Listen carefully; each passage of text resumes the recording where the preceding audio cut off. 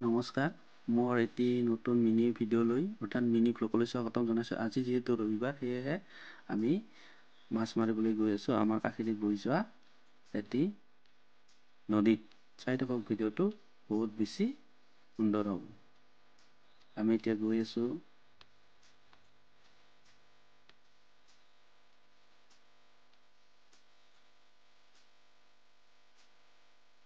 ধুনীয়াকৈ পানীবোৰ সিঁচি আছোঁ।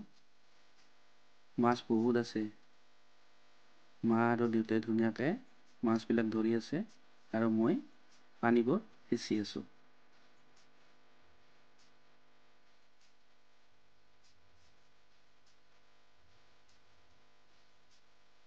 যিহেতু মোৰ এটি প্ৰথম মিনি ব্লগ, সেয়ে ভুল ভ্ৰান্তি হ'ব পাৰে, ক্ষমা কৰি দিব। ধুনীয়াকৈ খলৈটো বান্ধি লৈছোঁ মোৰ কোমৰত